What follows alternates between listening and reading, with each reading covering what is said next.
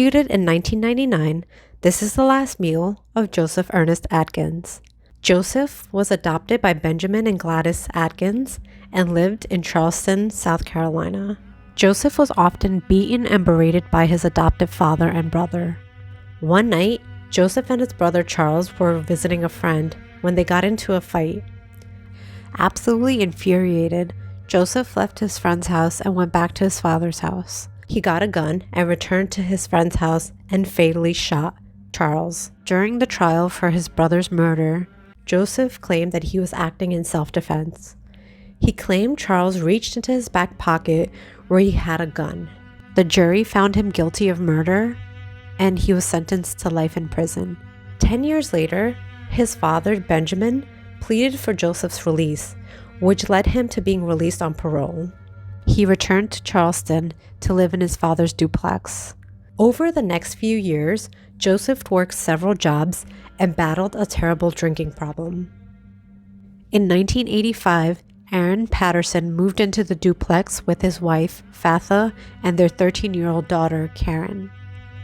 A few months later, after a night of drinking, Joseph came home armed with a machete, a revolver, and a shotgun. He snuck into Aaron's apartment. The noise startled Aaron, who quickly shook his wife awake. She tried calling Joseph's father, but to their horror, the phone lines had been cut. Joseph made his way to the bedroom of the couple's daughter and shot Karen in the head. When Aaron heard this, he ran to his daughter's bedroom, where Joseph started shooting at him multiple times. While all this was happening at the Pattersons' place, Fatha went to find Benjamin. After hearing several rounds of gunshots, they called the police right away. As Fatha was leaving Benjamin's apartment, she opened the door and was horrified to discover Joseph standing there pointing his shotgun at her.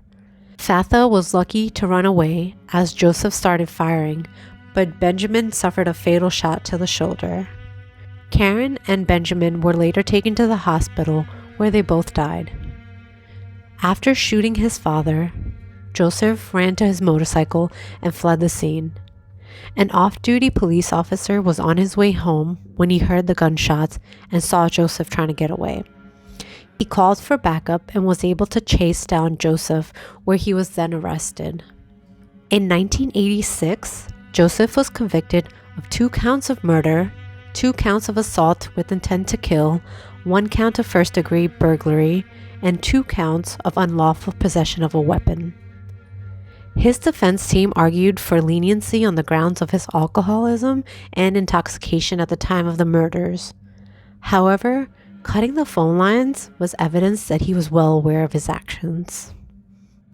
On January 23, 1999, Joseph Ernest Atkins had his last meal: steak, fries, salad, corn on the cob, and chocolate pudding.